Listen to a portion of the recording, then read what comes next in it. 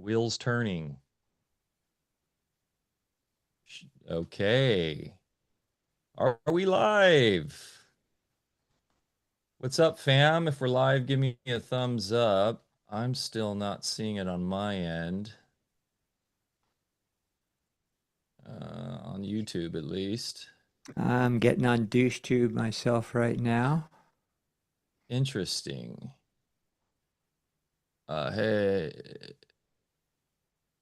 Hey, Eliza, are you seeing us live? Weird. It says we're streaming. I got myself up here and I Okay, just muted. cool. So we're It's good. not Looking okay, awesome. good. Not showing for me on YouTube. Interesting. That is Ahriman is at work inside your computer. so Right. Bear, you're on YouTube and see the stream working? Yep. Okay. That'll work for me. I trust you. Not much happening in the chat though, which is unusual. Yeah. Hey EW, do you see us streaming right now? Yeah, she's saying the stream is pretty hidden. Gotta get y'all in shadow band. Okay, well, I'm just gonna hit record and go for it. Seems like the And gremlins have been working a little bit more overtime these days with our channel. I mean, it's been steady, but it seems like they stepped up their efforts. yeah, Maybe and because they're ready to launch Bird Flu, the sequel, and they know well, we don't go for it. I see the Rumble feeds working, so this could be just something on my end. But Bear, if you see it, all good. Yeah, I'm not Yeah, seeing any. I'm good now. Okay, cool. I'm gonna hit record and fire this up. Hey Moshe, thanks for joining us today. We're stoked on this one. Absolutely stoked. So thrilled to be back. Grateful. Thanks, guys. Okay, here we go. And boom, we're back for another episode of Alfacast. I'm Mike Winner, and I'm here as always with my patriot in arms here, Dr. Bear Paul Lando, coming to you live and direct from the great state of Jefferson, where freedom still reigns supreme up here on the Smith River in the beautiful mountains of the Siskiyous. We're so blessed to be in this place at this time, enjoying officially it's summer now, Bear, and we've had some cool weather, which has been nice, but it's about to get up into the 90s again. So it's going to be a lot of river time this weekend, I think. Absolutely. And I love it because it's Aloha shirt season. Yes. My favorite time of the year, really. I mean, I love the spring, but summer is definitely special here. And I can't wait to take my boys rafting again. And this talk today, actually, we'll be going down the rivers of time and exploring a lot with Dr. Moshe Daniel Block is with us today.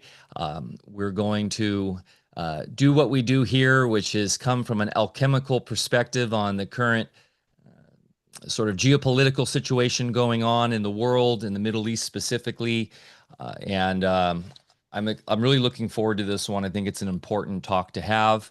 Bear, anything to get our audience up to speed in terms of Alfa Vedic before we fire up? No, we're good. We're good. And, I brought up Hawaii too for a number of reasons because when we get into some Rudolf Steiner things, we're going to talk about how we came to this particular juncture historically. And it emanates a lot from our first real venture in physicality as we transition from the etheric, we'll say, and that was in Lemuria. And of course, Hawaii are the residual mountaintops of Lemuria. And the energy is very strong there. And when I was there, I got to meet some very special people because of the work I was involved with. And these came from ancient Hawaiian lineages and in the Kahuna tradition. And they talked very frequently about Mu and the fact that that's where their ancestral folks were from. And also that the Menehune, as we think of them in the same categories, leprechauns and so forth, are actually very real. And they were the original people of Mu that inhabited the Hawaiian Islands. The Tahitians, who were more warlike and aggressive, invaded them and tried to kill off the Menehune. And then that, launched centuries of wars between the different Tahitian factors who we now consider Hawaiian. And there's a great book out that delineates that whole Menehune tradition, who they are. And all I can say from direct experience is when you know where to go in certain places in the outback in Hawaii, you will have experiences and communicate with them. You'll hear their voices and all sorts of wonderful things occur. So I have a strong attachment to that part of the world, probably having a little bit of history there. So I'm looking forward to that part because Rudolf Steiner, of our discussion today, because Rudolf Steiner really draws all those different civilizations together. And then we'll also talk about the Atlantean wounds that we are still suffering from today. So Moshe, fantastic to see you again, my friend. I really enjoyed having you last time.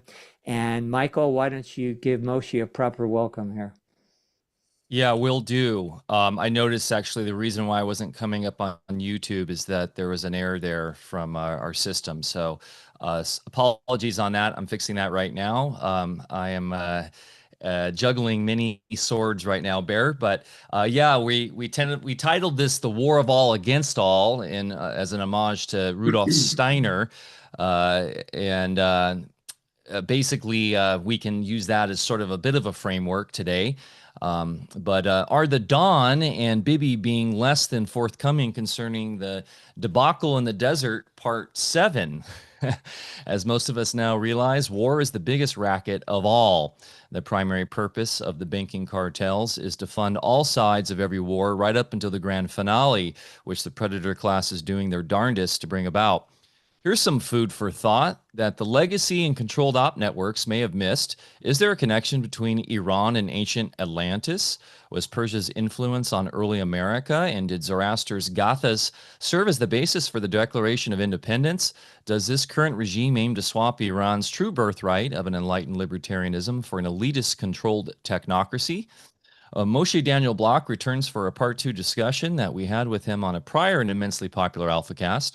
Dr. Moshe is a naturopathic doctor, author, and innovator in mind-body medicine who graduated from the Canadian College of Naturopathic Medicine in 2000. He created and teaches the Vis Dialogue, a transformative mind-body healing technique that has helped thousands achieve life-changing results, and offers a full certification program in holistic counseling, having overcome myasthenia gravis with the medicine he practices. Dr. Moshe also provides personal healing programs for chronic illness and emotional suffering. While this episode may lean a bit more on geopolitics, we'll conduct our analysis in typical Alfacast fashion through an alchemical lens. For those new to our channel, alchemy is the authentic science-based method of inquiry grounded in pragmatic application. Fundamental to this occulted methodology is the principle of transmutation, and why man was given the responsibility to wield this natural mechanism towards the third and final golden age.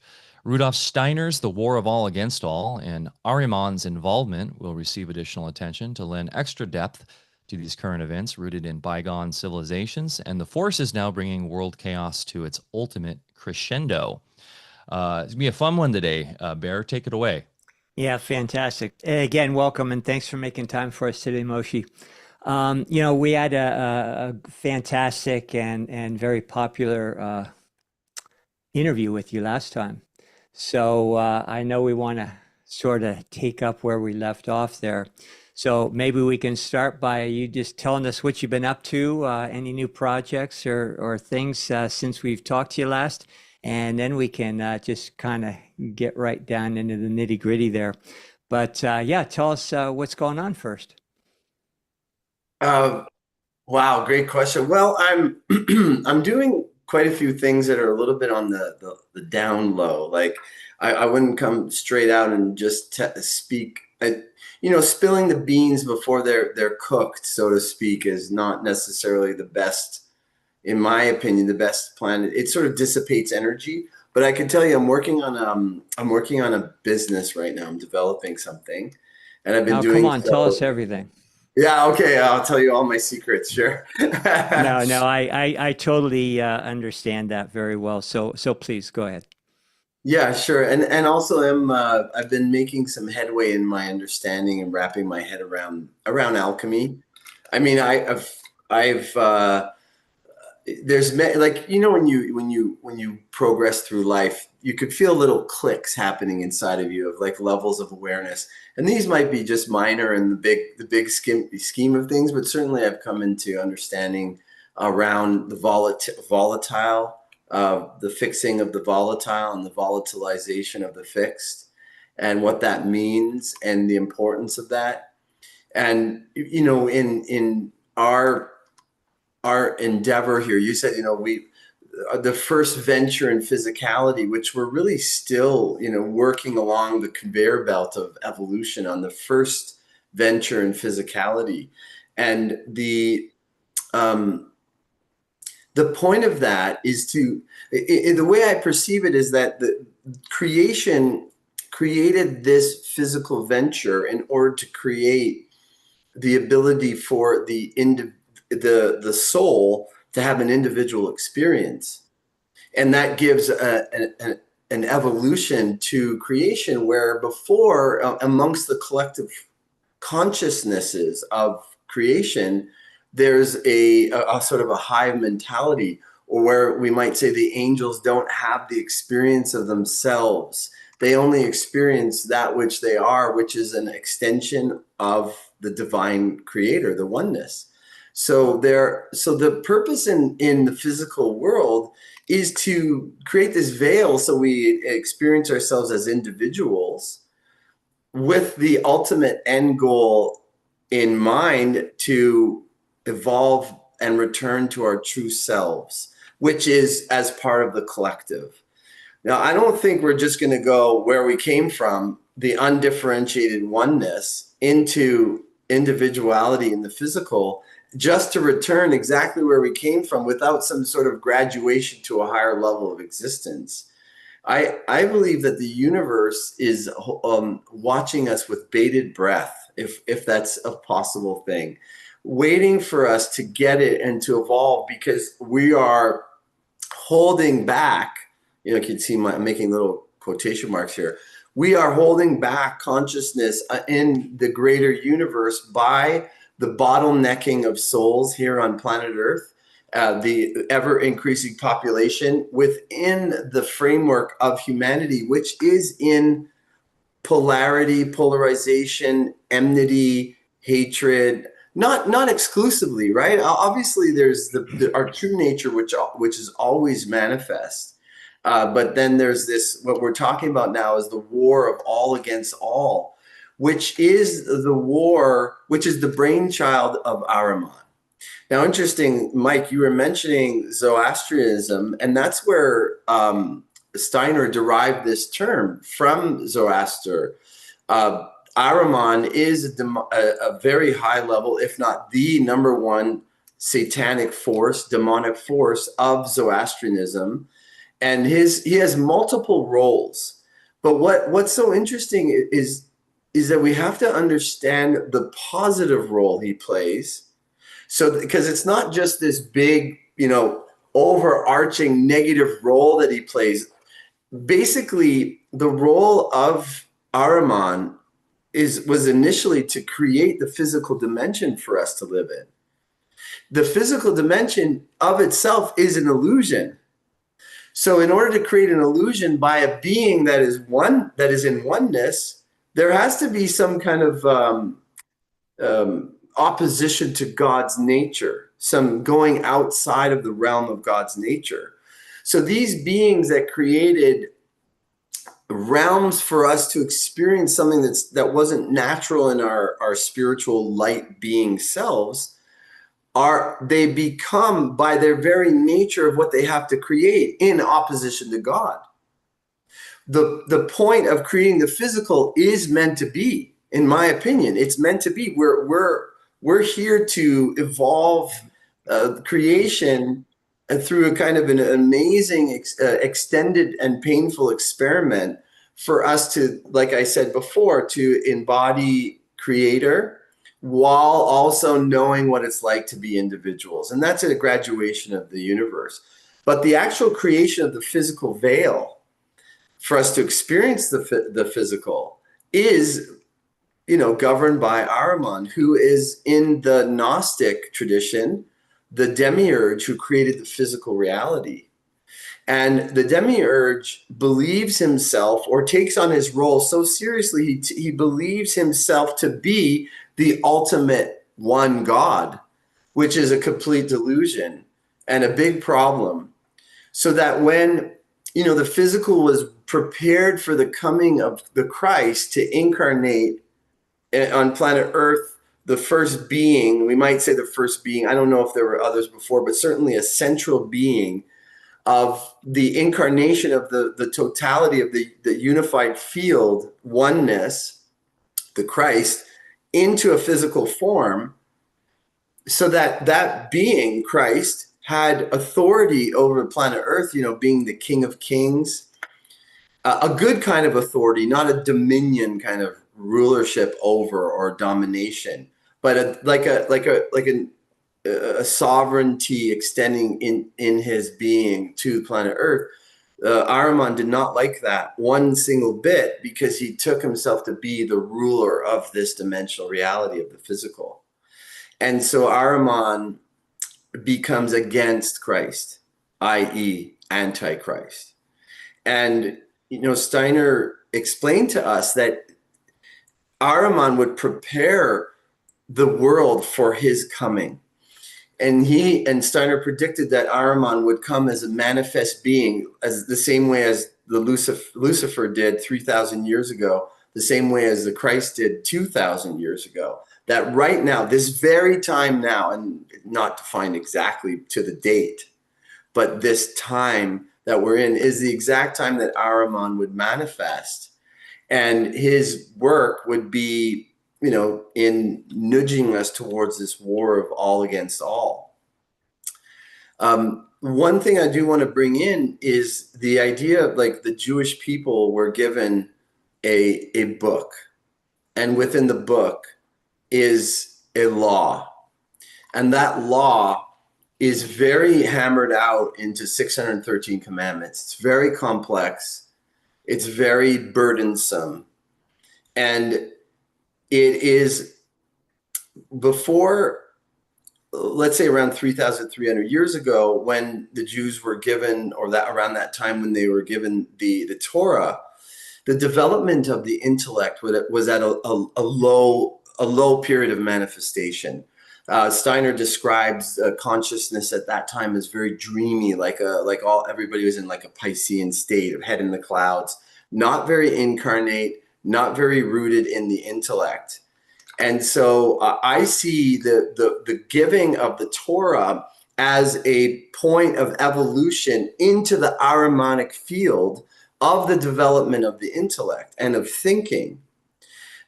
Steiner also collaborates this, that Ahriman governs the thinking process, the process of thinking.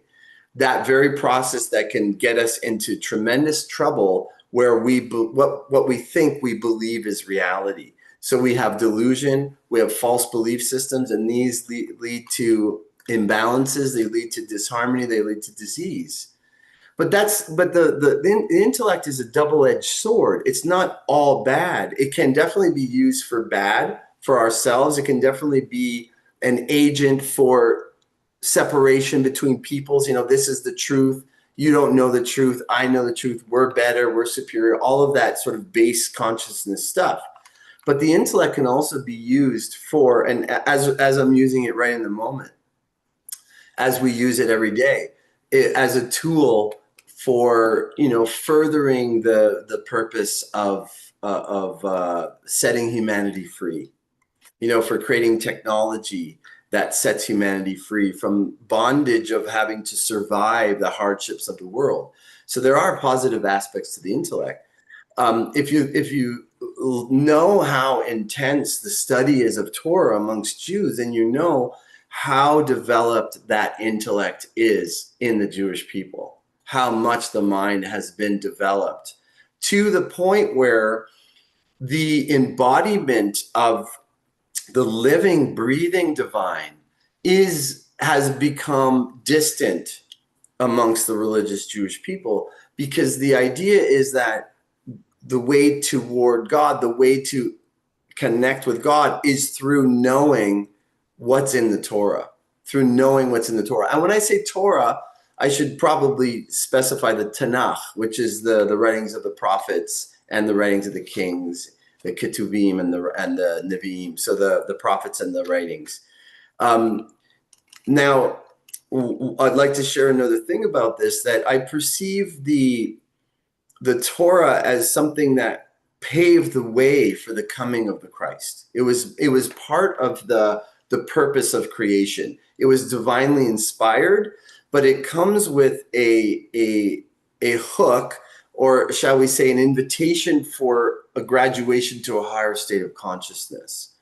And that was with the coming of Yeshua, with coming of Jesus Christ, who fulfilled the purpose of the law of Moses, right? Like, in his coming, in his embodying the divinity inside of himself, in my awareness, he brought the end of the need for 613 commandments, which I sort of refer to as the slave of repetition. Like the slave of repetition, meaning year after year, the Torah turns with time. The Torah keeps time. The Torah is a strong structure of an Ahrimanic nature over the consciousness, over the minds of the Jewish people. And since the Jewish people are foundational in a lot of Western culture, over all of Western culture, legalistically, and also through a lot of the belief systems. I mean, Christianity is based on the foundation of Judaism. So is Islam. So in my awareness,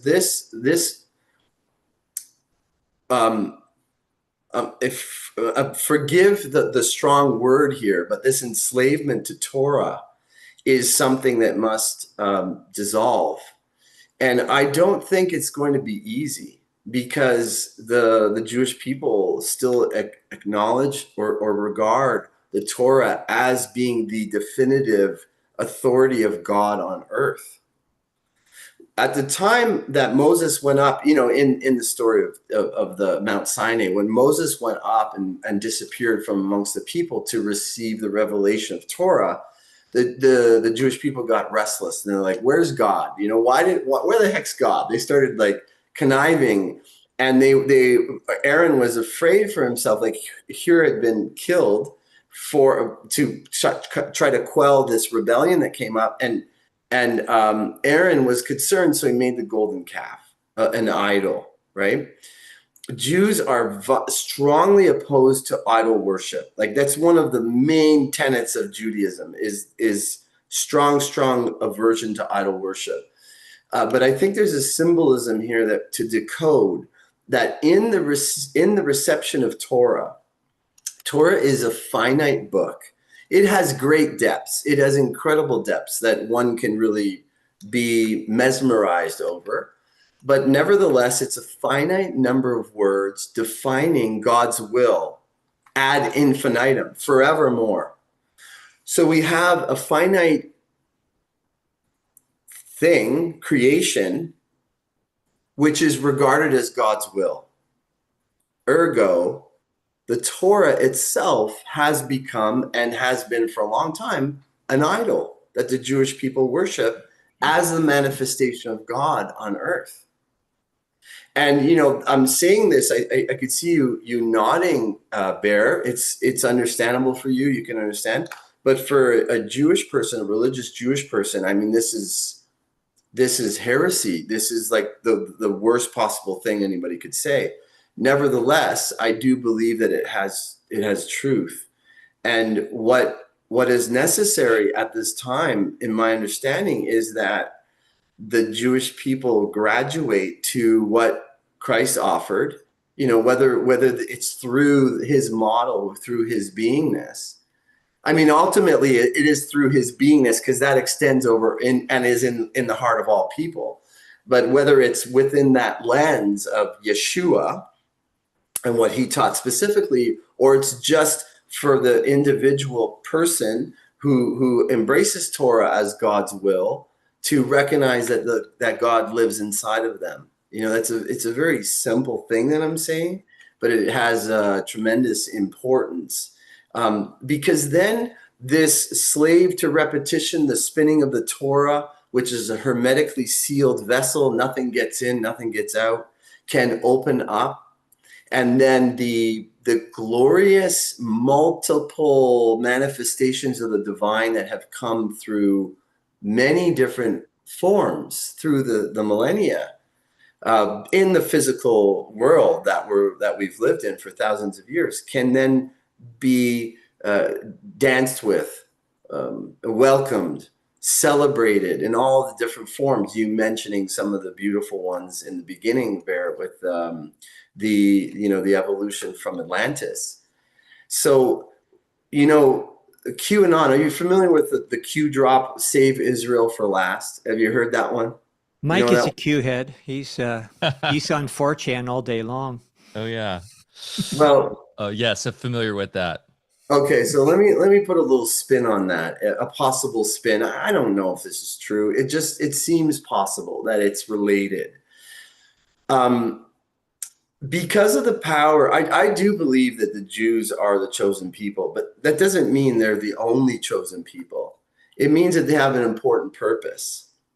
And in the genetic code of the Jewish people was the foundation laid for the coming of Yeshua and the incarnation of Jesus. So there's an importance with the genetic code of the Jewish people, and they carry a very strong vibrational frequency. All of us on the planet manifest our thoughts. But when the concentration of the Jewish people in Israel has an augmented level of manifestation of our thoughts, and Jerusalem is a spiritual center of the earth. Again, maybe one of the centers, maybe not the only center.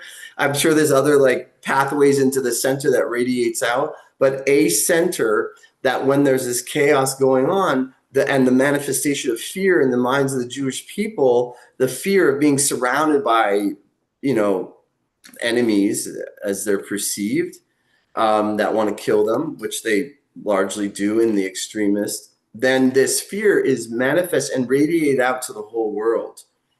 And it keeps the vibration of division between brothers, because ancestrally, Ishmael and Israel, or Ishmael and Isaac are brothers, and we're meant to resolve this conflict. Like, the conflict was built into our history. It's built into the Torah itself. When this resolves, I believe that the world will know the age of peace. This predicted great awakening that we're all waiting for. So, and I believe that will happen. It will happen when at last Israel lets go of that.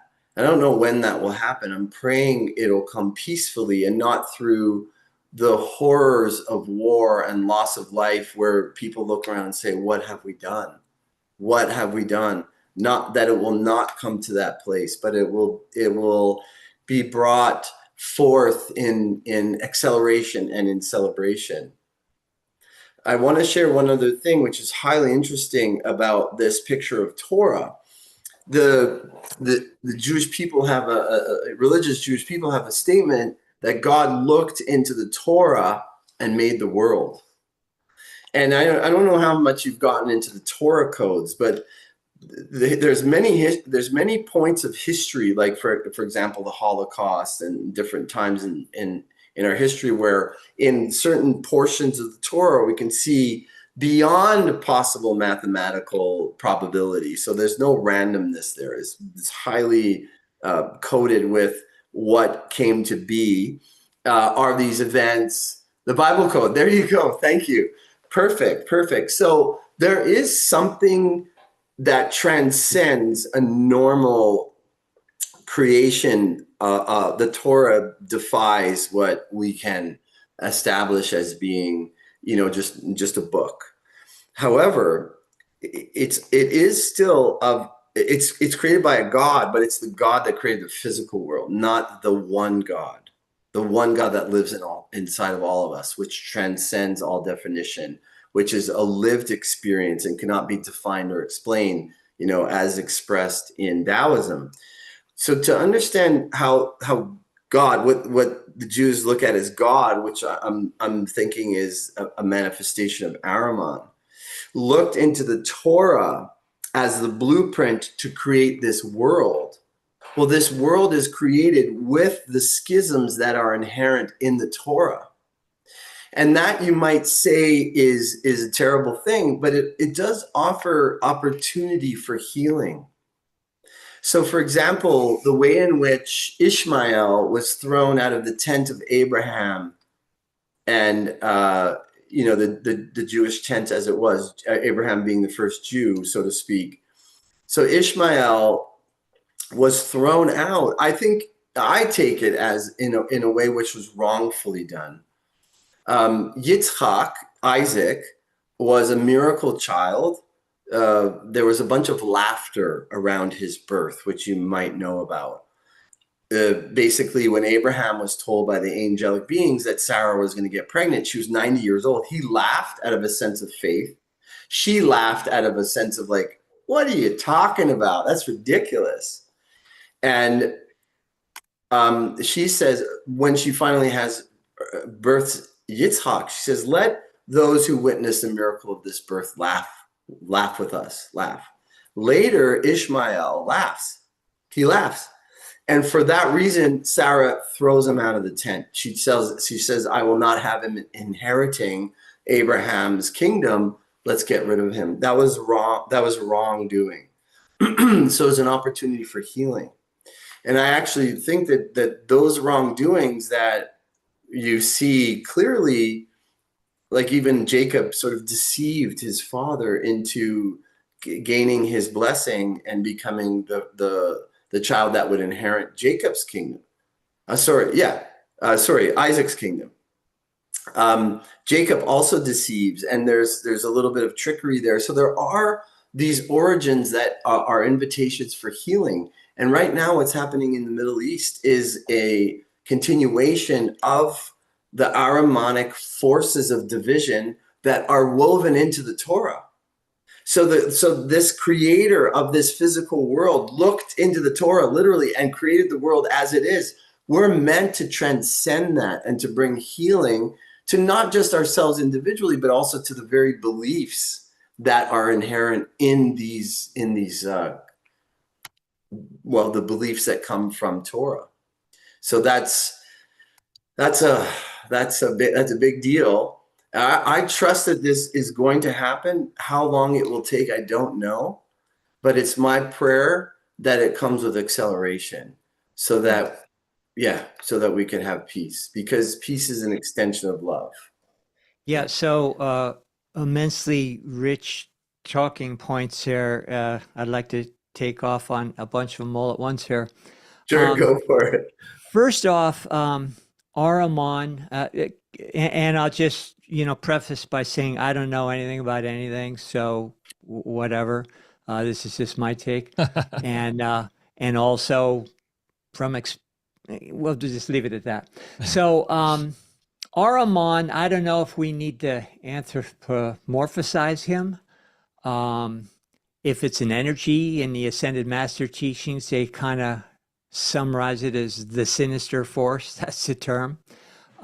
If we go back to straight physics, and not to try to get too left brain about this, but the older I get, things just kind of get dirt simple, and I think things get simpler the less you think things. There's just it's not the way things. It's not through the mind. I'm kind of convinced that with that. But Ahriman is, I think, maybe a conglomerate. Maybe he is this, dude in the underworld, or maybe he's, incarnated into physical form. But it really doesn't frickin' matter. And I'm not shooting down anybody's beliefs or stories, but to me, it doesn't matter, because when we first individualize, as an idea, which nothing can manifest unless there's an idea, because that's an electrical event. It causes a polarization. And, we're talking about alchemy a little bit, well, every single second we're committing alchemy tens of millions of times when our cells of our body create energy out of thin air just to animate our stick forms, in whatever we're doing here. But Ahriman is an energy that is representative of one polarity. And what we're getting here is that, when that resonance through polarization creates two polarities, then it's our job to master balancing the two. And magical things happen. That's why in the Ascended Master circles, when they greet each other, they have a hand signal that signifies the unification of heart and mind. It's the two polarities. And so Ahriman, of course, is representative in our medical or scientific systems and everything, where we're just going into this extreme materialism with no mana to hold the things together, or let alone to animate them. And, then we had the Luciferian, if we want to, put a face on that side of the coin. Then we've got the folks that were out and kind of dream never land and never learned how to manifest. So the other extreme. So love and light, bro. Love and light. Yeah. The So galactic, I kind of the galactic council bear is coming for us. Exactly. And, there's a lot of spiritual bypass these days. It's a way to escape, and, not saying it's bad. It's great. It's a good drug too. So, as we're looking at all this, then we go into biblical issues.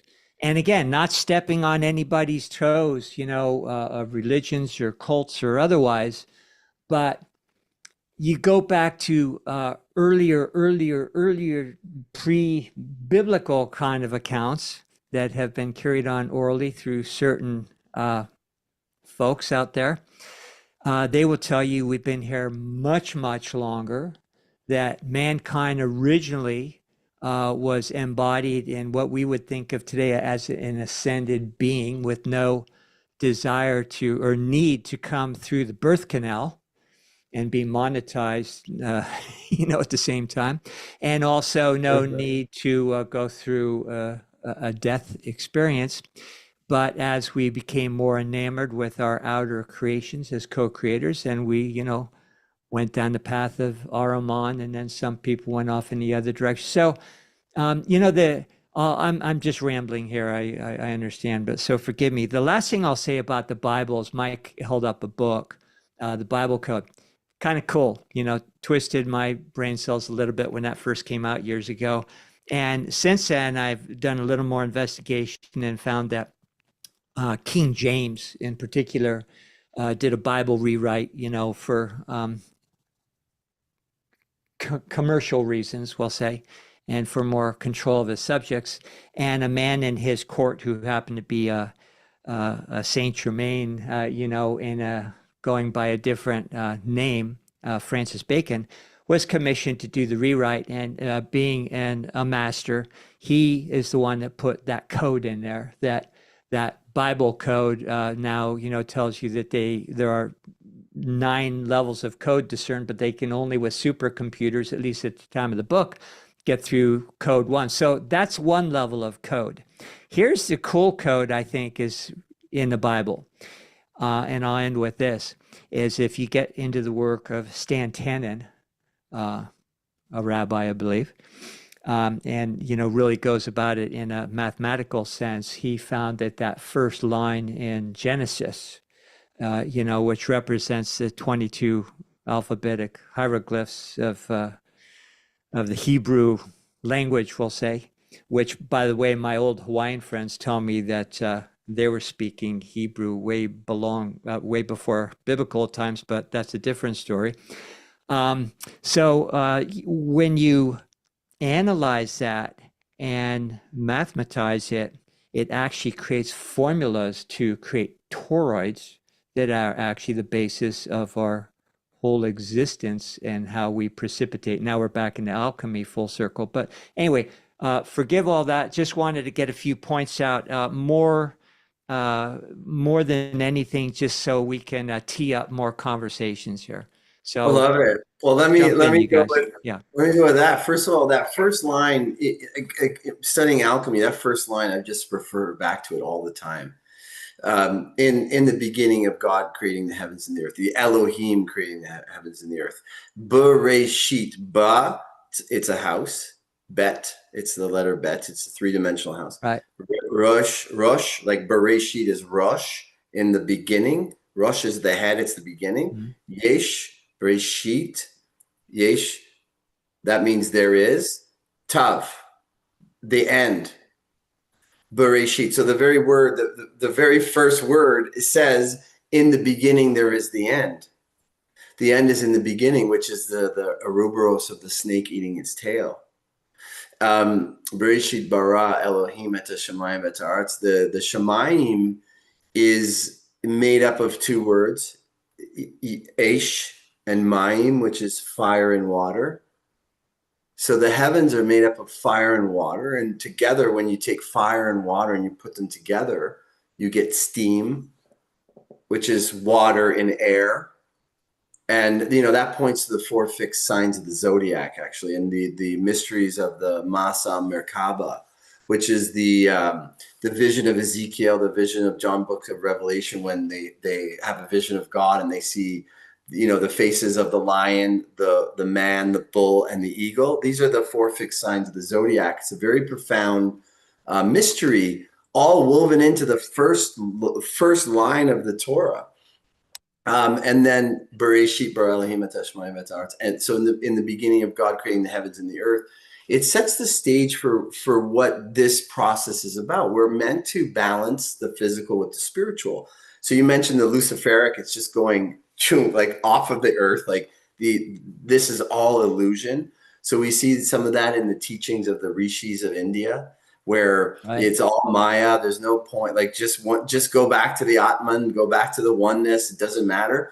And Steiner definitely explains that is the denial of our earthly purpose, our earthly mission. And then of course the Ahrimanic is to deny that we have the spiritual at all, is to be in that, you know, biomedical model, mechanistic model where we're all just physical beings, which I think is very obvious to us and probably to the vast majority of everybody that tunes into your program, that's not the case, that we're so much more than the physical body. We are inhabiting the body. And at the same time, I'm a big fan of the idea of physical immortality.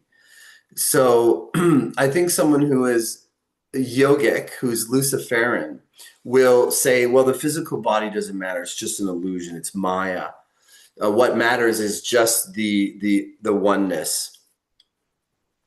And I don't think that that's a mistake per se, only that there's an invitation for a further evolution there, where the body becomes a reflection of that infinite nature of the soul, of the spirit, and of God's nature itself. God is, was, and will always be. That flips me out. Yeah, that absolutely flips me out. Yeah, it's hard to fathom that when you're existing in a finite container, right? Right, and everything, like the mind is the powerful veil within which we live. We live in this veil. It's like the outskirts of the firmament, or like in Truman Show, when he gets to the wall of reality and he realizes there's an actual wall there, and he's in the studio. So our minds are the studios of our perception of reality, of perceiving ourselves as these physical beings and as individual beings. And we do want to, like what you said, we want to transcend that. We want to pop our head. You know that famous picture of the guy sticking his head through the firmament? Yeah. We definitely want to stick our heads through that. Yeah. You and I know you and I both have our Breaking Bad labs here, and that we like to play in.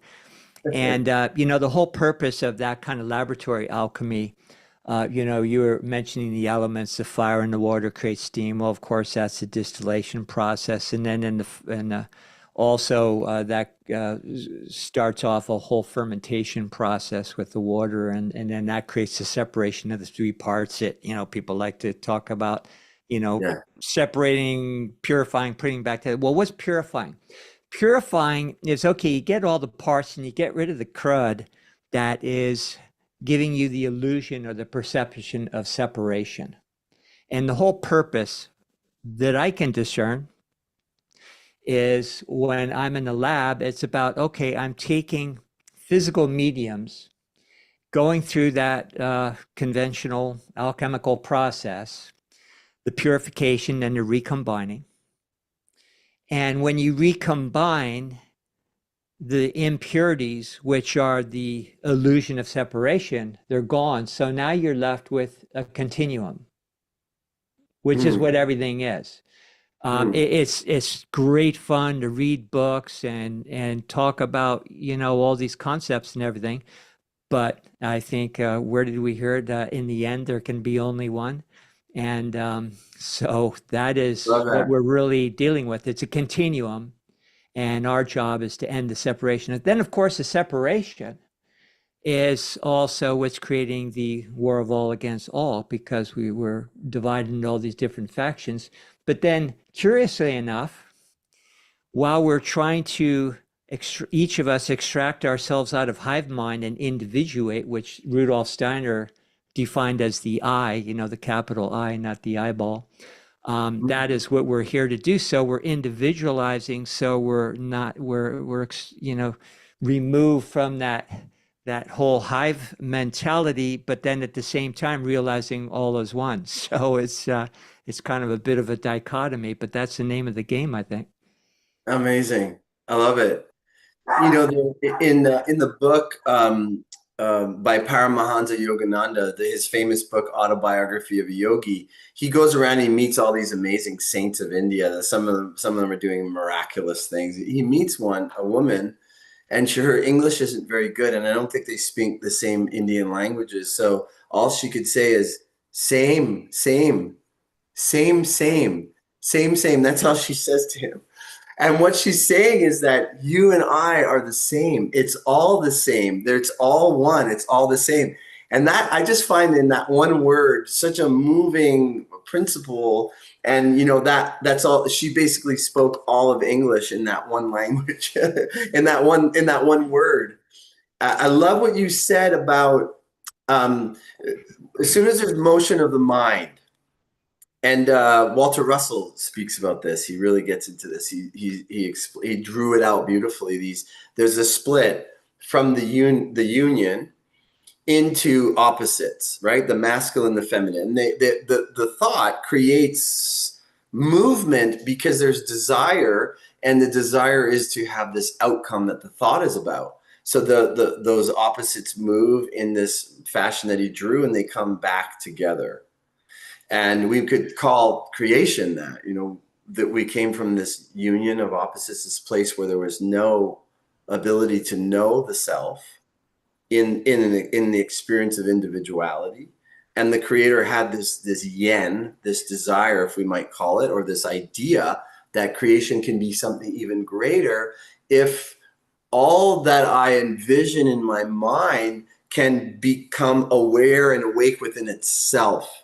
Then all the parts, I'm not playing chess against myself. I'm not playing every single role in cricket or whatever sport we're playing. I can have all the parts individually experiencing joyously their union and oneness, and have a sense of small self. So when the sense of small self strangulates the sense of the capital self, that's no good. And when the capital self is in complete denial of the little self, or it's just so vibrationally elevated that we lose touch with our little self, and then when we come back, we lose touch with the big self. This is still demonstrative of a dichotomy of the lack of graduation into this purpose of physicality. And I love that the thought is governed by the Ahrimanic. So I wouldn't call that evil. I would just say that that is what causes the separation. It's a form. So there's a continuum of, just like in a poison can be used as a medicine up here, but then it could get very concentrated to be, it could become deadly and horrifying, horrible. So is the Ahrimanic. It has its root in this purposeful like forwarding of evolution for humanity through the physical manifestation, and then it has this, you know, extreme nature. Right now, the Ahrimanic force is at an all-time high. Like separation from the thought also is separation of myself as, let's say I'm a Jew, right? That's who I am, and therefore I identify with all the thoughts of what it means to be a Jew. And then the Muslims are over there, they're over there, and the Muslims are having their own thoughts. That's all thought form, which separates, which is Ahrimanic. I'm a personal fan of keeping what we've built, but infusing it with the spirit of unity. So I would love to see the maintenance of the Zoroastrian, the Jewish, the Islamic, you know, all the beautiful manifestations that have come to be, but infused with the divine spark of unity, so that we don't have to erase ourselves. Like we don't have to erase everything about us, that we could still have qualities and characteristics and personality traits that are unique, right? But the spirit unifies us.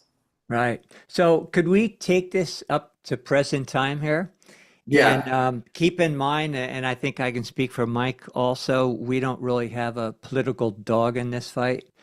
You know, I look at Palestine not that long ago, you know, pre-World War II, and it was a wonderful place. There was Jews, Christians, Palestinians, you know, all cohabitating and pretty happy together. It was a very pleasant civilization from what I can see. And I wouldn't agree with that. okay. Well, there's some good stuff going on. I have no doubt you know more about it than I do, but obviously in its present state, it's absolutely devolved from anything that it was. So what's going on there is, you know, we got the Donald, we got Bibi, we've got Iran. Mike, you're saying some interesting things, you know, just as far as the Iranian influence on our founding fathers. That's I don't, you know, I'm not well schooled in that. I'd love to have Mike, you know, kind of bring us up to snuff on that more. I'd like to learn more. And Moshe, what the hell's going on over there? Well, you see, what I see in today's day and age is like truthers, people like ourselves, podcasters are making everything about the geopolitical machinations of the world elite. And I don't think that that's the sole story here. I think that they fan the flames of hatred, let's say. They jump on the bandwagon of division. They take the already existent narratives and finagle them for maximal effect of war and separation. And again, it's the Ahrimanic forces behind this.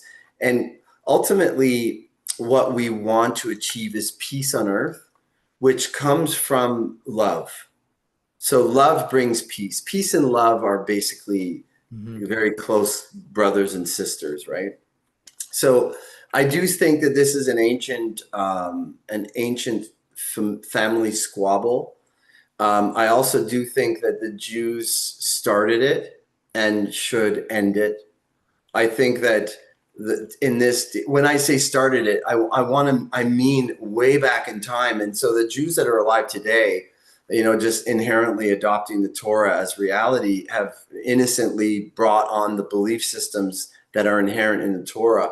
But when I say they started it, I mean they threw out Ishmael, right? They took we could really go philosophically into each of these things and tear them apart and look at them more closely. But I want to summarize this by saying, I think it was started by that. I think the wound between the peoples was as a result of, let's say, Sarah's jealousy, not wanting Ishmael, because she was barren. And when Abraham had Ishmael, he was the firstborn, and the firstborn would inherit.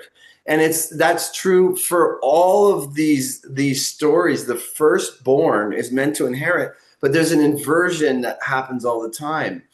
And the inversion is not so kosher. It's like in today's day and age, you might think it was like a little bit of subterfuge and manipulation and deception. So I think that there's some healing that needs to happen there on the part and acknowledgement. Perhaps the Jewish people can get down on one knee and ask for forgiveness. That would be a nice step. So what is going on is I do think that the part that the extremist Muslims have in that land is a very serious threat for the existence of the Jewish people. It's actually a real thing. It's not just like geopolitical fires being, manifested or whatever. Of course, we did see when Doge is starting to open up the dirty laundry of like U.S. aid, that, for example, they are fanning the fires of hatred. They were paying millions of dollars towards this Palestinian rapper who's like very hateful towards the Jewish people. So we do see obviously the dirty hands in the situation. But the meta narrative is that there's a war going on and it has to be resolved.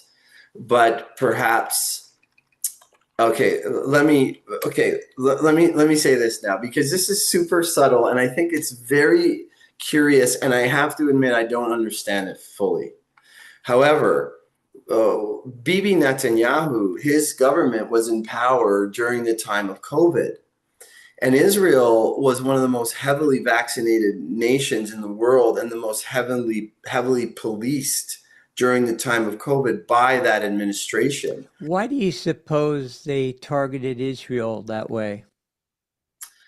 Well, I think that the powers that be, again, the Jewish people have an important role to play if they're going to be liberated in peace and love and brotherly love, sisterly love amongst all nations. The world will know peace. The forces of darkness do not want peace. So it's in their best interest to try to control Jews. I always thought that from the birth of the Jewish nation, Israel, in 1948, that Jews had a very strong way of relating just amongst themselves, very insular, not caring what the world thought, not communicating with the world. So forgive me, I know I keep interrupting you here, but that's an important discussion point. We all know about the Balfour Agreement, World War II, that established the state of Israel and everything. It was, from what I can see, just from the outside, it seems like that's a very geopolitical kind of strategy. Why would there be a need to create that in the first place, other than for, political hegemony? Well, one of the things that we're seeing today, and I'm going to answer this question 100%, but I want to start by saying this. One of the things that we're seeing today is a sort of an appropriation of the prophecies of the Old Testament, right? Like if you read the prophecies of the Old Testament, like the war would take place with Persia. And so I don't know exactly. I think there's a kind of a demonic quality to trying to take over what is coming to be. And this could really trip the mind out too. Like, is it coming to be because the prophet saw it so? Because we're making it so? Like, WTF, what the heck do we say about that? But my answer to that is, in my understanding, my feeling, at least within the confines of the prophecies of Torah and the way that this earth has been predicted to play out by the demiurge looking into the Torah and creating the earth, the Jews had to return to the land of Israel. They were in diaspora for a long time. And maybe they just had to return because in their minds for thousands of years, desired to return. So when you talk about Jews, are you talking about all the extended tribes that, allegedly came from the same source long ago? Because we've got Black Jews, we've got Chinese Jews, we've got secular Jews, we have Jews that have converted, we have a large number of Eastern Europeans that, converted to Jews. So Yeah. Well, how then do where we, are the Semitic Jews? yeah. Well, those are the Sephardic Jews predominantly, I'd say. But to answer your question, Bear, yes, all of them, and basically because the Jewish people represent a microcosm on Earth. They hold the vibration of the whole. So those seeds have spread, and that was the purpose of Abraham spreading the seed to be fruitful and multiply, is to spread the seed of the Hebrew blood. So it is in all places on Earth now. It's completely undefinable. Those of us who are interested in consciousness and evolution probably carry a hefty portion of that genetic code. So basically, the Jews had to come back to the land also to create this opportunity for healing of the old wounds. First of all, I don't think we can deny, because one of the things that pro-Palestinian side is that they call that the Jews being on the land like colonizers. They say Jews are colonizers, which is absurd. Because I mean, let's say you're a Christian and accusing a Jew of being a colonizer, well, Jews are right there on the land during the time of Jesus, recorded in every single of the biblical books. So it's absurd to say that Jews colonize the land. There's a lot of misinformation that has been spread by the propaganda machine of Islam, of radical Islam, which is, in my opinion, a very, very strong and important factor that a lot of people forget when they're just focusing all on Bibi's issues, like Bibi this, Bibi that. But believe it or not, the Jewish people, even people that I resonate deeply with, family, friends, people that you would resonate deeply with over what COVID was about. They were staunchly opposed to COVID. They did not believe that the V's would do anything of help. They knew that it was all control and illusion. They support Bibi as being a leader in this time, a strong military leader to deal with the radical Islam issue that Jews are basically sick and tired of. And in my understanding, the previous administrations, I mean, Bibi's been in power for a while. He's even been involved in this, is being kind of handcuffed by American politics and American pressure to not act freely in the way that they would like to. So I do think that militarily, it's a very complex problem, but I do think that militarily, although it's not at the level that I'd like to see them evolve towards in the place of like brotherly, sisterly love, recognizing their error, that kind of a thing. But in terms of protecting themselves against this radical Islamic movements that are basically defined around the destruction and annihilation of the Jewish people and Israel, the state of Israel, I think that Bibi has a strange dichotomy role of both being harmful for the Jewish people in some ways, and also fulfilling their desire for, having a strong military commander in chief that will deal with this issue that they're sick and tired of, getting bombed and missiles and like terrorized in their land for basically almost since conception, almost consistently since 1948. So to get back to your point, because I feel like I'm leaving a little bit unanswered here, I think that the powers that be got their grubby hands involved in the creation of the state of Israel in order to try to, poison the process which was meant to happen, which is meant to be. Well, it's the same thing they did in Iran too. It's this destabilization. It's using the religiosity and the fear of dogma to create chaos, right? Order out of chaos. We've heard that, and this Yeah. dialectic, right? And Yeah. so when the radical, and that creates radicalism, and that is what can be used as a weapon to create war and all that. And so when the radical Islamists are saying the Jews are the colonists, is that not a sort of conflating that with actually, no, it's the New World Order that are the colonists? And then there's also, I was going to, obviously this always comes up. There's the Ashkenazi, the Zionist connection, right? And how that interplays even with like Rome and sort of these elite. It's like this elitist control faction. It's these controllers that are pulling the strings behind the scenes, and so we get muddled in the religious question.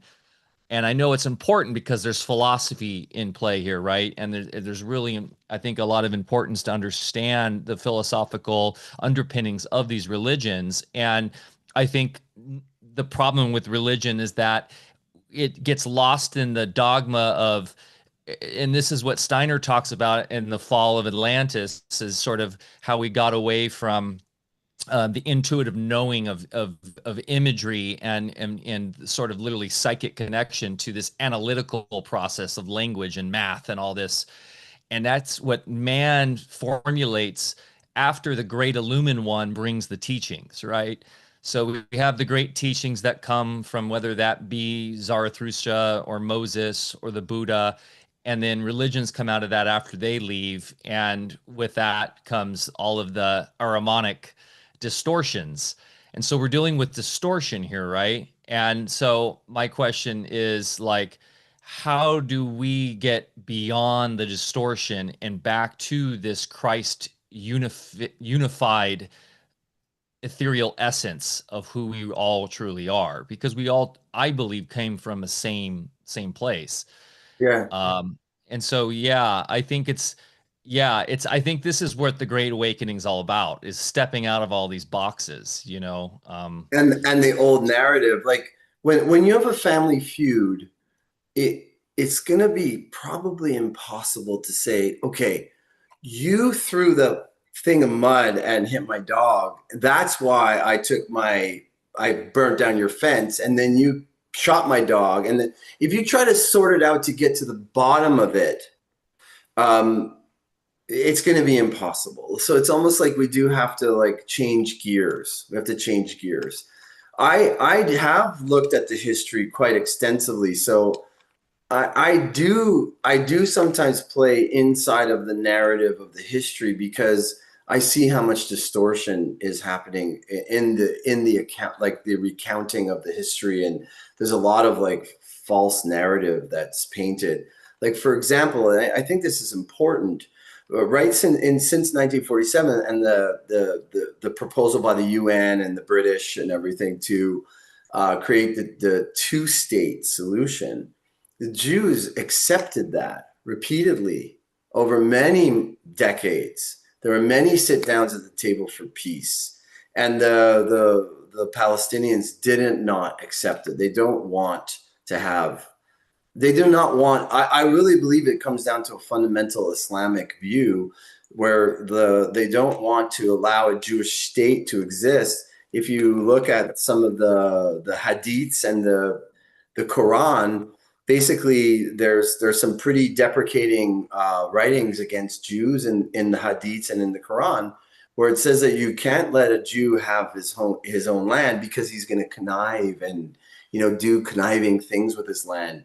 Also, it's in the law of Islam that any land that has been for Allah, that's been, where Muslims have lived on that land, cannot be taken away ever. It's a very strong credence. Now, there probably are many moderate Muslims that would oversee that, but there's also a huge number of very fundamentalist Muslims that really take that seriously, that this land is for Allah and there's no way that there should be a Jewish state here.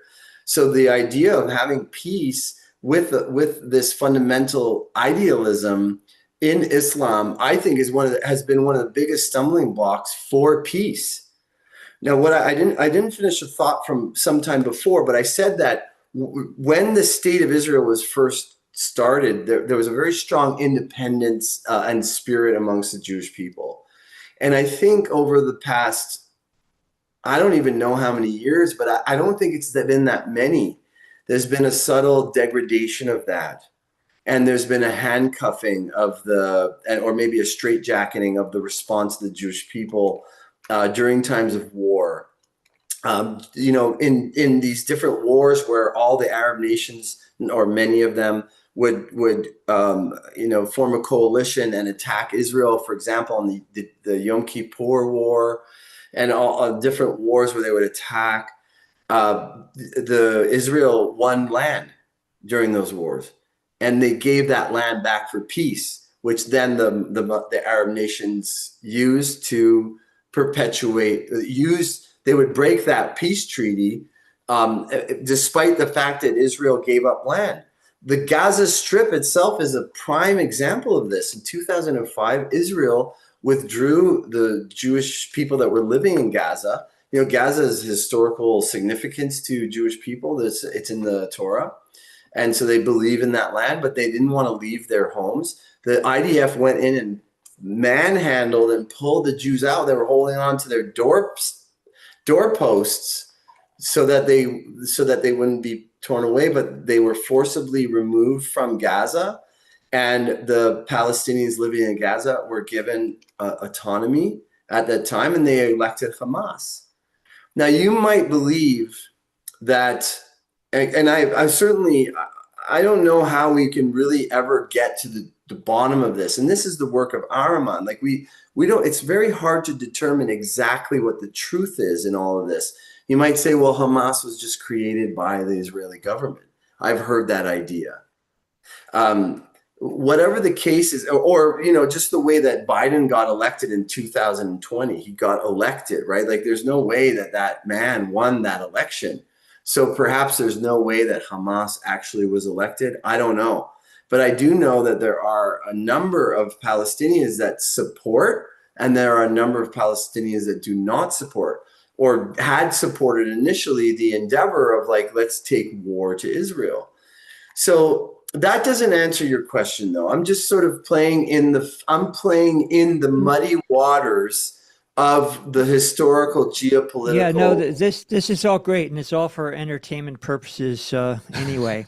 Could I ask one question, Bear? Just going back to the religiosity of sort of Islam versus Judaism. Now, the Talmud predates the Quran, correct? Am I correct there by a couple hundred years? Not being written down. The Talmud is the oral tradition of Torah, and it was written down after the destruction of the temple. So I guess it may have been written before Islam, and the Talmud is another very interesting topic, which perhaps we could address. And I only bring that up because going back to dogma, right, and the need to write these things down, and going back to the Ahrimanic analytic side of the left brain, and how within that it does seem to create division, right? I know, and you can probably explain this to us because there's a lot of talking in these circles, especially about the Talmud and the Goyim and relationship of the Jewish supremacy over the Goyim. And then on the Quran side, you're talking about a similar perspective, and in terms of the Jewish people. And this seems like it's just creating this dialectic through dogma. It's just going to continue through the religiosity of these two diametrically opposed religions to create an infinite war, Yeah, that is true. That is true.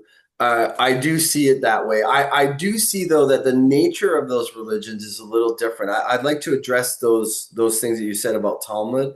I just want to say one thing, and then let's get to the resolution. Like, how is this going to resolve? But I do want to address some of this because there's a lot in my awareness, a lot of misrepresentation, a lot of echo chambering, which I don't think is completely accurate or real for the situation.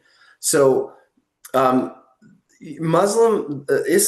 if you read the Quran and you look historically, has a a doctrine of conquering, of taking over. That basically, again, we might consider this just fundamentalist Muslims that consider this, but certainly in the fundamental ideals of Islam is this idea that the whole world belongs to Allah and that it has to be taken over. Jews do not try to convert. It's the moral obligation, or I don't know if it's moral or like spiritual obligation of Jews to dissuade people from wanting to convert. It's very different religions in that regard. Well, and it goes back to that idea that they're the chosen people and they're almost more inclusive in that sense. Yeah, exactly. So there's an insular nature, there's an inclusivity, and there is an arrogance of superiority. And I think that that's a problem, because you can't experience a connection of the heart. You can't understand the highest vibrational reality, the center of all things, the love and the heart, if you're superior. I do think that I don't think that the Torah describes Jews except as being the chosen people. It doesn't say they're superior, and it could be interpreted and understood that there's a purpose there through the chosenness. Again, I don't think I don't think they own chosenness. I think every single person that works towards making the world a better place and to healing the world is chosen in that regard. And that's not a very large portion of the planet by any means. It's a small slice of the population that is looking to better the world, right? So, I'm sorry, go ahead, finish your thought. Yeah. I think what I wanted to say is strictly that, actually, I don't remember. I've forgotten at this moment. So it'll come back to me if it's. What I'd love to do is get a little altitude on the discussion. And this has been amazing and, just a very valuable discussion, because we all have our different perspectives depending on how we grew up, what culture, religion, and so forth. I, again, have no dog in any fight. I have some very fundamental different perspectives than what you're outlining as far as, certain things. And to me, that's not a problem. Because I know nothing. I would also say that I don't think anybody else knows what the hell they're talking about. And the big flaw I see is that we're all following some kind of book religion and, being sacrosanct about the fact that somebody put some words on some pages. I don't care if it's the Catholic Bible, the Torah, the Quran, whatever. And the most valuable thing I've learned, this will sound a little flippant, but we all need to get over it. And being in the healing arts for many years, many people with serious problems came in. And everybody had a story. I've got my story. I get it. It's not being critical. But you have to get over the story. I don't care if it's an Italian story, a Jewish story, it doesn't matter. The fact is mankind has a long, long history on this and within this realm, and it probably goes way back further than any written accounts that we're talking about today. It probably would seem more like fiction than our science fiction is today. It would probably blow every single theory we have about everything right out of the water. So that brings me back to the same spot. We know certain fundamentals about how things etherealize and become physical. That's why I'm kind of a fan of alchemy, and that's where, you and I have some common ground. I'm not pretending to know everything in that realm either, but there are certain things I can do that apply those principles. It helps me grow things. It helps me fix things. It helps me make things. That's just where I come from. I'm more of a tradesman. So all the other stuff is just theory, and it keeps us in the story it keeps us in that division, and it's led us to what we started out with in this conversation in the first place, which is the war of all against all. Mm, mm. And I see what you're saying. Yeah. it's that basic. Yep. And I think the moment each of us can say, I don't know what the F's going on. I don't know the story. I wasn't there. I came in purposely with amnesia so I could have this experience and have, the opportunity to ratchet it up, towards an ascension process, if you will. Then, hey, again, everything else is for entertainment purposes only. And here we are fighting wars, constructing universities full of books full of horseshit that are just people's opinions. And then we argue about it. We intellectualize ad nauseum. And the fact is, we don't know. One thing we do know is we got to get over it. We got to start coming from our hearts, turn the brains off, use them for what they're, designed for. And that's the only thing that's going to come together. And to bring it full circle back again, that goes into what Rudolf Steiner, not that he's a god or I deify him, he said some good things, but he expected us to evolve his ideas further down the road, not just worship him, and again, we're on this show, even we're quoting all these luminaries had great ideas, good things to launch new ideas from. But we just can't be stuck in the past. Sodom and Gomorrah, as soon as Huzi face turned around and had to look backwards, she was crystallized. That's the whole thing. And we're all crystallized and That's an alchemical, that's an alchemical story too, Bear. Yeah, absolutely. Absolutely. So anyway, that's my rant for the day. And it goes back to what I was going to finally say is Rudolf Steiner said it's about the individuation, the development of the I, get out of hive mind, and simultaneously understand it all as one. Yeah, I agree. I think that's probably, there was a quote that I had. I'm gonna try to I'll try to quote it as good as I can. It is said that men think in groups. Men think in groups, and they lose their mind in groups where they regain them slowly, one by one. So yeah, there is a big Ahrimanic force of separation, and each of us has to find the truth within ourselves. I don't know that you could go to a whole group of people. I don't know that maybe there will be people that are so radiating the force of truth and dissolution of the illusion that they can basically get through to a whole group of people at a time. But it's basically one by one that will probably have to happen. And if so, then each in all of these conflicts, the people have to rise up and to demand change. The people have to say, so for Israel, for example, instead of living in fear, there has to be like fear of death, fear of annihilation of the people, because that is a very sensitive point for Jewish people with thousands of years of history in attempted genocide, basically from generation to generation. So it is a very touchy point. That has to be transcended too. It is a very tall order of healing that has to come to be before, let's say, Jews are willing to turn the other cheek. What Gandhi had the Indian people do with the British occupation, that kind of a thing. That would take a lot, but that could be an option, perhaps. I think people would die.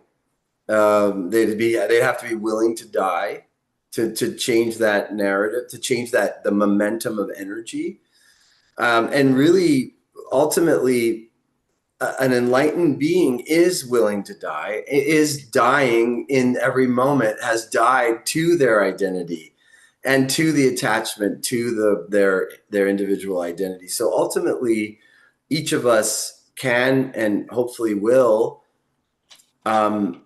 learn to die to our identification of ourselves as being central to the reality. And so that we become like that woman that Paramahansa Yogananda saw that said, same, where we're seeing same. I think that what the situation right now is like, as a naturopathic doctor, I don't like to suppress symptoms. That causes problems, especially in chronic illness. If we have a symptom, we have a disease, and we just treat the symptoms of disease, we suppress that expression and we worsen the condition. However, when a person is in huge inflammation, or when there's a raging infection going on in the person, such that if we don't address it, the person will die, then we need some allopathic measures. We need to control the symptoms. So I think we're at that stage right now in the Middle East, where the inflammation is so high on both sides that perhaps we need some like Trumpian cooling external factor to come in and go, sit down, sit down. Trump even said that the other day. He goes, they don't know what the fuck they're doing. He swore on public TV, which I thought was really cool. Or maybe it's time to trust the wisdom of the bioterrain to work it out. Because number one, what's going on over there is nobody's business, in my opinion, that lives over here in the West. I agree with that 100%. I have no problems. Not every soul is ready to make the ultimate journey. And who are any of us to suggest that we know what's right for anybody? Maybe on that other level, they're getting the exact experience they need to escape the eighth sphere, as Steiner would say. Right. The eighth sphere of Ahriman. So maybe you're right, Bear, that trust the terrain to work itself out. Again, in certain situations of medical health, as you know, heroic interventions are necessary. I worked in emergency medicine before I was a naturopath or whatever the hell I am. Yeah. Or the person is going to die. Sometimes heroic measures are the right thing to do. Yeah. And I think perhaps that might be the case right now. I don't know what that looks like. I really don't know what that looks like, what a heroic measure means. I would love the healing to take place.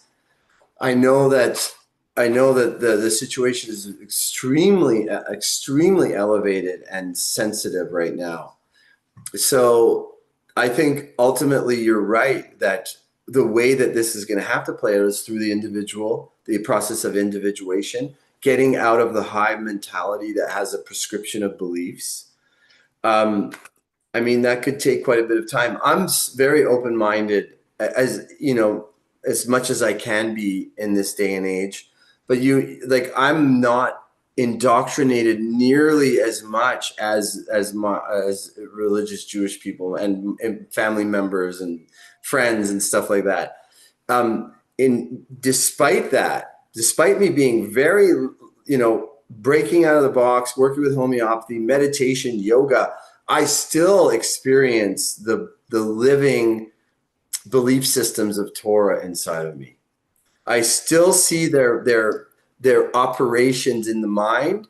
As much as I can, I try to detach from that and not act on it and not double down on it. This is true. This is reality. But they're acting out of my code, thousands of years of poring over the same ideas gets into the genetic pretty deeply.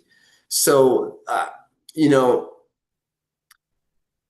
I think miracles are in order. And hopefully they come soon, because I do think that another principle of medicine is that, save the life first. We do want to save lives, and that does require the ending of war. And miracles are the natural way of life. Yeah.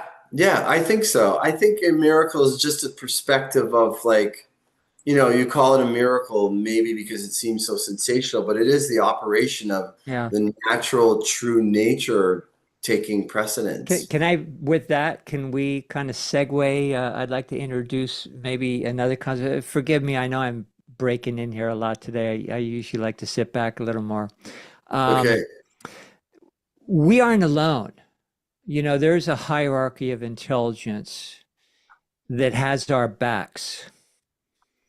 And as we are on this side of the veil, someday we will be supporting others that have not yet embodied, switching spots and supporting them.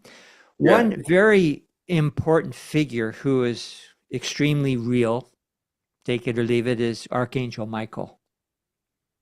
Mm-hmm. That gets us into, in alchemy, what we call the fire element.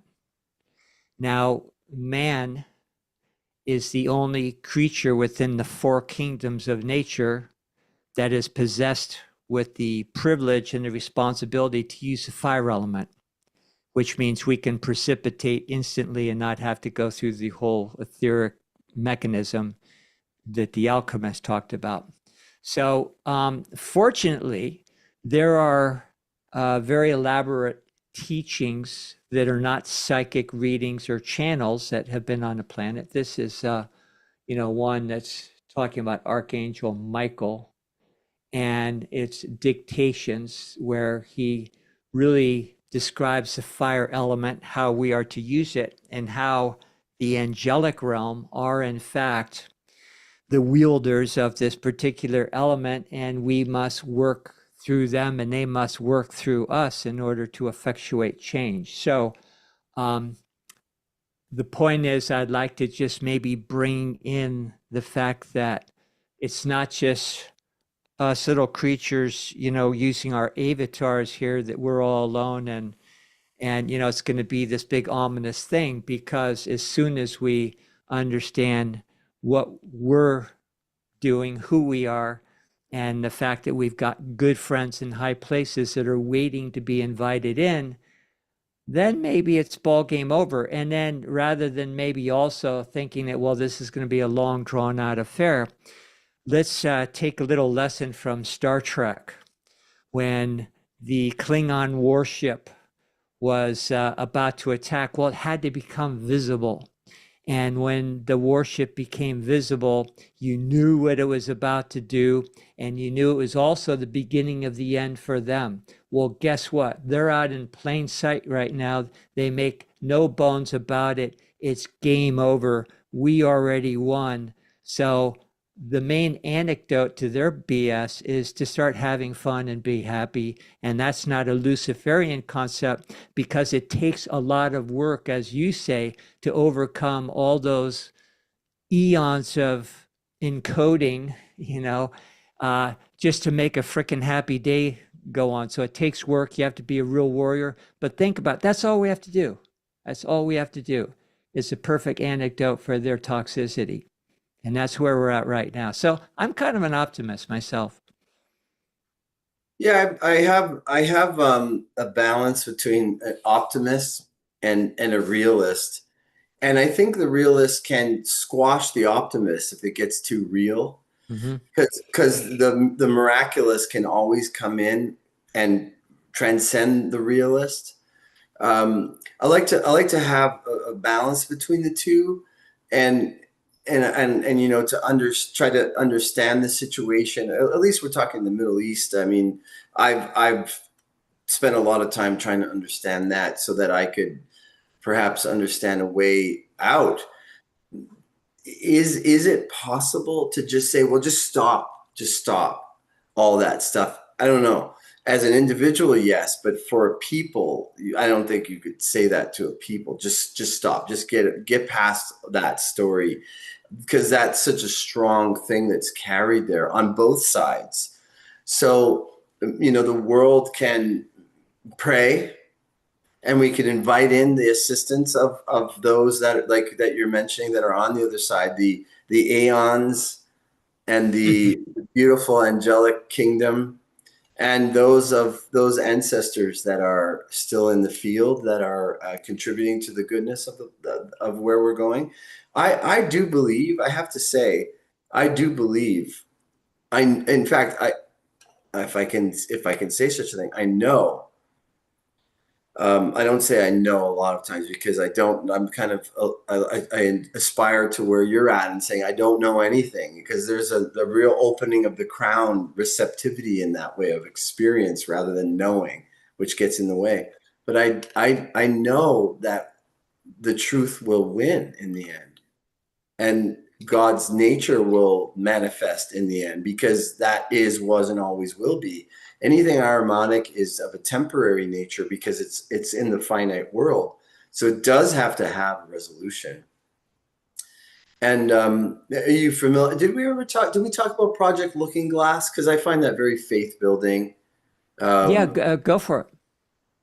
well, basically, Project Looking Glass, for those who don't know, was like this use of very advanced AI prediction.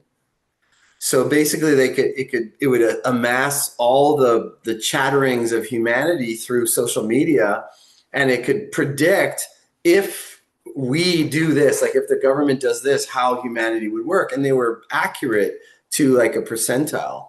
Cliff And High kind of has a similar analog of that. sorry, who was that? Cliff High. Oh He yeah. created some programs that kind of do similar things. It takes the collective temperature and allows us to make somewhat accurate predictions. And there's a lot of wisdom to that. But sorry, go ahead. Yeah, sure. So they were using this to manipulate humanity, to socially engineer humanity with, like, if we do this, then they'll do that. Great, that's what we want. If we do this, they'll do this. Oh no, don't do that. We want to do the thing to get the outcome of control and all, and separation and all that stuff. So um, uh, after 2012, December 21st, the galactic alignment with All right. the end of the great year in the Mayan calendar. Um, they were getting, regardless of what they were doing, they were getting the same outcome in the future. No matter what they tried, the same outcome would result. And they're like frustrated, because it's not an outcome that they're happy with, because it's kumbaya, and it's like some kind of great awakening. So they called in one of the original people that built it, and he took a look at it, and he said, yeah, it's operating fine. There's nothing wrong with the machine. It's fine. And so he realized, he became a kind of a whistleblower about this stuff. He realized that there is an inevitable outcome, which is the Great Awakening. No matter what they try to do, it's going to result in the same outcome. And the analogy is, there's two master chess players, and they both know that player A is going to win. God's side is going to win. The demonic Ahrimanic forces know they're going to lose, but they're bad losers. So they're going to try to bring down as much of the of stuff as they can before the end.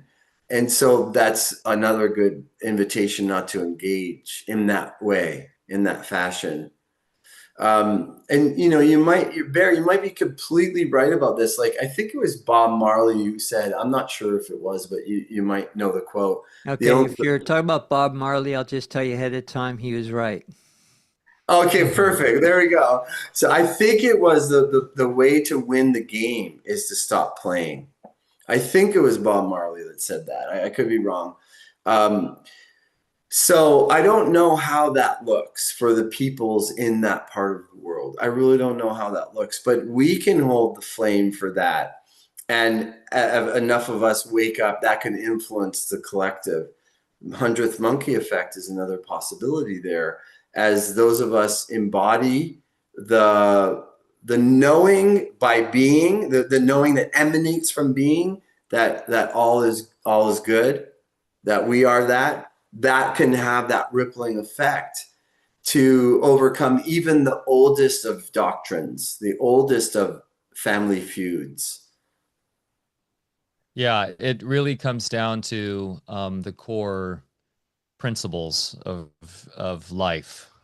and getting out of all this dogma, right? And we mentioned briefly on the beginning here about the founding fathers being influenced by Zoroaster or Zarathustra, and I don't know if we're going to have time to go too much into that, but what's a wonderful concept here is this idea of the perennial philosophy. Manly P. Hall first introduced me to that, and I know there's been some great writers in the last couple hundred years that have tracked the general brilliance of these Illumined ones who started all these religions and how they all were basically saying the same thing. Yeah. And what is that same thing? Well, the same thing is that there is a natural order to this realm, a natural law that is based in nature herself. And how do we know that? We know that, and Zoroaster specifically said there's three ways of knowing anything is true. That is, and he really was like a scientist. He was an alchemist. He taught in his garden. Now, I know there's a lot of question of who Zarathustra is, and is that an embodiment of multiple teachings from multiple people? Was he an actual human that was here on the land? And there's a lot of, but we don't need to get into that. The beautiful thing is when you understand the core principles, the core philosophy here, you can get out of all of that Maya, out of all the specifics, and just get to the general truth, which is if it's an alignment with nature, which nature is not bounded by our left, right brain, excuse my French, fuckery. It is what it is because it is always here and it always will be here because it is based on these universal principles. So if something isn't aligned with nature and then is congruent with our intuition, our intuitive ability to truly know, and then last, which is going to the perennial philosophy, is in conjunction, is in alignment with what all the great sages and wisdom teachers have said. And so that grounds it within the historicity of our existence. And that makes a lot of sense to me. So getting out of the weeds, right? And getting to these general principles of natural law. Then what do? We apply that to the individual. We apply that to our inner world, in which Steiner talks about, that I that Bear was talking about, on the spiritual path. And within that, then we can have a decentralized solution where we can build out new systems at play that allow for these general principles that were displayed in the Declaration of Independence, that go back to Cyrus the Great, that go through all these traditions of these great civilizations, that is about the true independent I-ness of each individual connected to this natural law. And Beautiful. so, yeah, and that is what we talk about every day, and that is what the alchemical science personifies, right? And so, going back to just these traditions, you can see in why I think it's important right now to see where Iran's going to go. Iran, Ariana, the Aryan people. Going to Steiner, he talks about the diaspora from the fall of Atlantis. And why did Atlantis fall? Atlantis, according to Steiner, fell because it was the basic evolution of consciousness coming out of the pure intuitive, psychic, knowing sort of image-based consciousness of just being able to interface with reality in a very right brain way, and to this more grounded, analytical, symbolic consciousness that brought in language and brought in sort of the ability to be more on the ground, if you will. Well, those individuals who were embodying that figured out how then they can manipulate and control. And that is very Ahrimanic in that way, right? And then that led to them having basically like a psychic battle. And Edgar Casey, the great psychic, talks about the two-eye stone and this technology they developed that was much more now where we are in our reality, which led to the earth basically swallowing them. And then with that, there was those who escaped, and that was the diaspora. That was they went all over the world that were able to survive, and then they founded all of these other civilizations, which is where we all come from. That's why we have in Peru, up on the top of the mountain there, because there was the Great Flood, right? So you have the great tradition there in South America. Then you have the Scythians and such that came out of the Caucasus Mountains, which are the Caucasians. You had the Tuatha who went to the British Isles. You had of course, the Egyptians, and you had those that went to the Far East. We all come from that same place of the fall, and that is the fall into the analytic, into the left brain. And now we are Right, at a right. time of this, as Bear said, the archangel Michael. We, according to Steiner, are in the age of Michael, which is my namesake. Whoop whoop. Where we can arise out of that through a decentralized means of internal spiritual gnosis. And so, yeah, so going back to Iran, they were founded by, the Scythians came in that were still continuing this tradition that comes out of sort of the Magi, which were connected directly to the ancient knowledge of Atlantis. And they brought forth all of these great concepts that became that turned into these traditions that are now known as Gnosticism, as Rosicrucianism, as that went into what we now know as alchemy, and the deists that founded this country. They all drew from this Magi culture, which specifically talked about a society built that is decentralized, that has leaders, but are decentralized leaders built on a framework around three principles of basically free-spiritedness, that was chivalrous. And actually, the Knights of the Round Table come from this tradition of the Parthian houses. And it was this sort of these knights that stood up for the weak.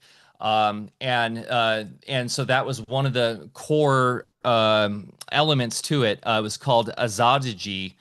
And then this idea of industrialness, of industrial nature, of doing the work, and actually creating beauty, which comes out of Zoroaster, and working with Ahura Mazda to create beauty in the world. And then third, a sort of charitable benevolence to help, and which is a very Christ-like idea.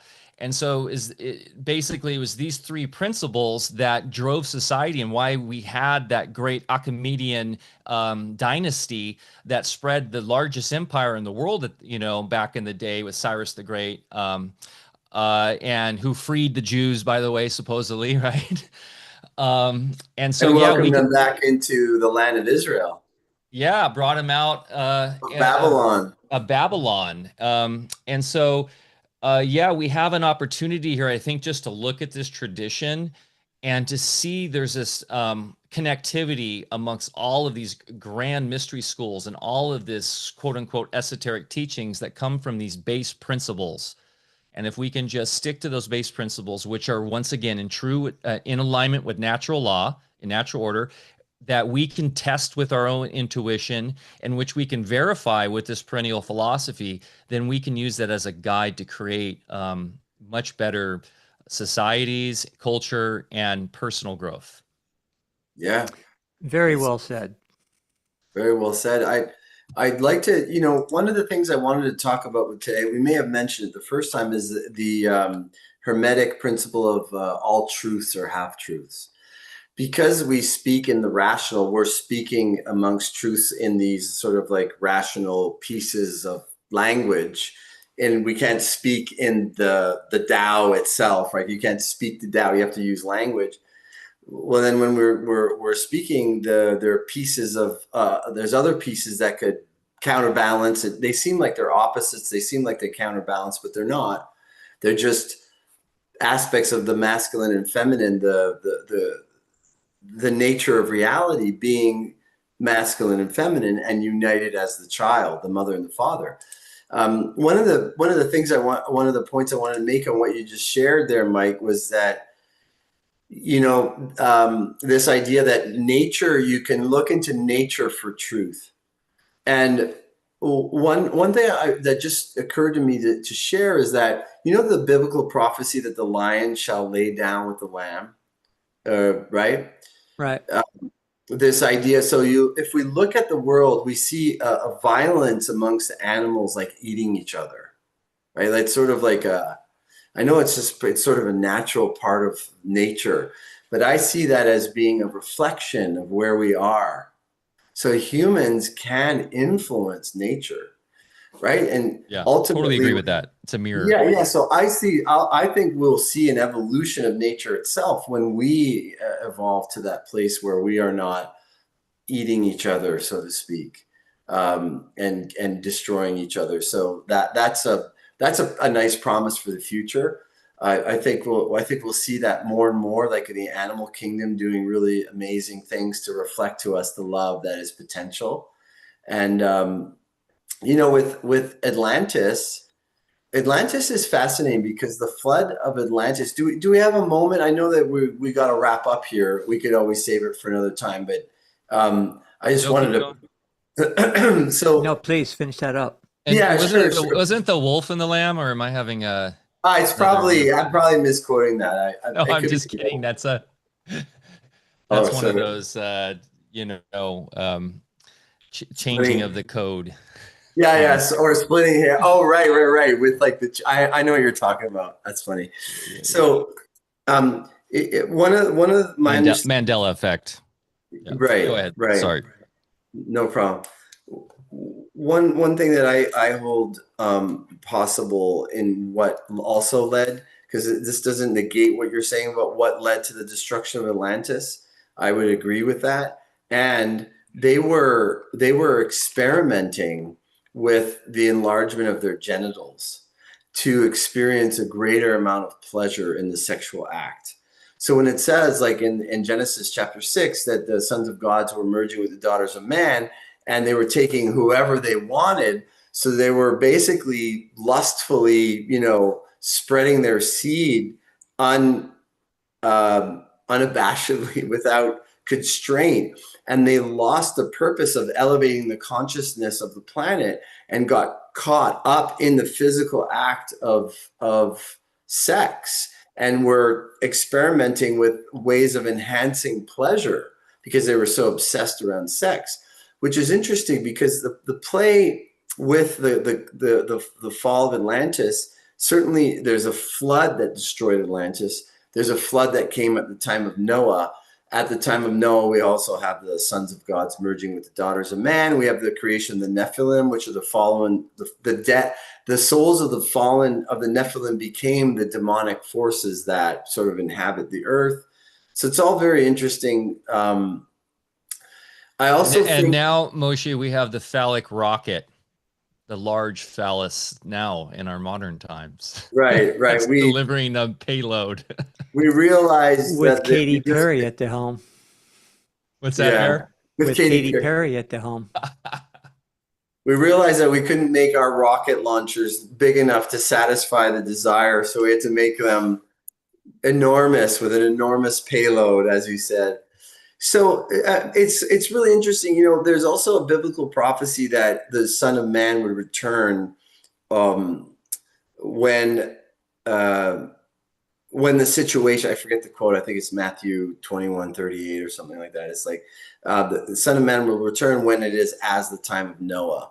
So during the time of Noah, they were enlarging their genitals, they were lusting, they were also playing with hydrogen technology, which is one of the ways in which the experimentation that they were using failed or caused a chain reaction that actually produced the flood, was hydrogen technology. And that's what we're doing today. Also, the giants were drinking blood. I mean, like, there are real similarities today, establishing our time as a kind of a reflection of the time of Noah. So that's another kind of positive, prophecy, a positive prophecy for our times. Yeah, things are repeating themselves. That's for sure. Yeah, that is for sure. Yeah, so thanks, gents. I really enjoy both of your presences and your heart, and just having a chance to chat and sort through some of the mess that we're going through right now today. Yeah, And, yeah. I think and it's thanks. yeah. Go Bear. ahead. You I go. was just going to say thank you for being here. It's been a great discussion. And what's wonderful, we get to talk behind the scenes too, and we're all great friends and have a lot of common things that we talk about, that we engage in. And then also we can talk about anything and not get triggered and have different opinions. And that's it's a fun it's fun to have relationships. We had an event here at the farm this last weekend, and people from all walks. And the main thing that we all had in common is we just wanted to have a good time. And all the people that were here all agreed that we don't have to worry about what we say. Mm. There's a certain maturity within our group, a certain evolution of consciousness, you could even say, that just allowed us to come together, have a great time, and not feel like we had to censor, ourselves, or think about what to say. And it just makes for really good times. And so today's been one of those great times. So thanks for being with us. Oh yeah, you're welcome. Thank you Yeah. too. And, yeah, and part of that saying what as you feel is like we don't have to agree on everything. That kind of energy could go too far and to become like an echo chamber where everybody's constantly agreeing about everything, Yeah, and there's not sure. much growth or movement there. That's not fun either. No, right, right. Very good. I love it. I love it. Yeah, Beautiful. it's a true sign of working towards proper embodiment, right? When you know how to handle your triggers, because Yeah, we all get triggered. It's part of the biology that we have here. It's but it's how we handle those triggers yeah. that I is agree. yeah. This has been fantastic. You guys, I've got a couple links in the show notes to connect with Moshe. Where would you like to send folks? I've got doctor-moshe.com. Are there any other places That's where people can find you? Well, they can find me that's the simplest way to find me for sure, the best way. And if they're interested in the training that I offer with the Vis Dialogue, Mind Body Medicine, then they could click through from that page just to look up training. They click on the training link. So that'll get them there. And if they forget what I just said, they could just send me an email and I'll guide them. So no problem. Sounds great. Beautiful. And we still need to get couple mojo cells going. Oh, yeah. Uh, I that's love that, and we could have a maybe in the future we could fire them up and do a little collective meditation prayer.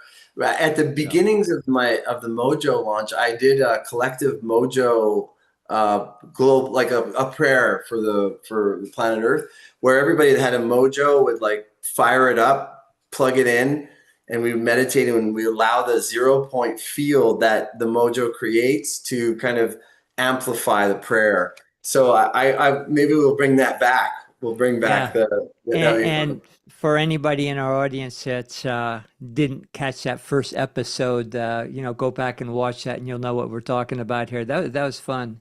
Yeah, I Yeah, like that was getting fun. into that kind of stuff. Yeah, cool. Me too. Me too. I'm sure that there's a lot that we could geek out about. Absolutely. Yeah, and I think that's the kind of stuff that really is what's going to take us to the beyond all of this conventional insanity. Because when you really step out of the convention, right, this conventional, I did a Substack cast a couple days ago about it's basically dropping the scarcity bombs on us. That this idea that this realm is there's scarcity, that it's entropic, basically scientism 101. Yeah, And then that of course is delivered through all of the media, advertisements, when you watch sports, when you get into anything conventional, you read a newspaper, you buy a magazine, you watch traditional news, or you listen to politicians, you go to a university. Like, really, it's about leaving all of that and then engaging in a mojo cell on your homestead with orgone and right. community and everything we're up to. And then like it just starts to take care of itself. Like, right, people start walking out of all that fiction and into the real into the real. So Yeah, yeah, and you really do all that stuff as we talked about in that first show. So guys, yeah, go check out that show. It's like completely different than the discussion today, but it's still all grounded in the same principles. So hey, thanks so much again. Really appreciate the time today. I hope you guys got a lot out of this discussion. And yeah, go follow your Moshe. Do you have a channel? Or you just pretty much like you do your practice and then you go on interviews and stuff, but you don't do your own show or anything, right? I had a channel and I have like the episodes that I did. I did some really fun episodes with like Christiane Northrup. Oh yeah. Yeah, I did it. That was one of my favorites. And with a lot of the leading minds of naturopathy. It's called NDs for Truth, Okay. nds-for-truth.com. So it was just so necessary because there was such fear, there's such a canopy of fear that came down over naturopathy, and Yep. people were really falling in line with the the agenda. Yep. So I just said I have to start something. And I had some really good discussions with NDs during that time that kind of kept us partially sane. A lot of students were like, oh my gosh, that saved me during that time because I thought I was going crazy. What the hell's happening? Why are we asking ND students to get the shots and stuff like that? Yeah, yeah, Yeah. yeah. Well, awesome. Well, hey, thanks for all your work out there. We appreciate you. And hey, guys, remember to get outside, get your feet in the dirt, go plant something, go show Mother Nature some love, and she'll show it back in total abundance. And we'll see you next Thursday, 10 a.m. with the great Tom Cowan. Should be a banger of a Oh, that'd show. be awesome. Yeah. Great. Oh, cool.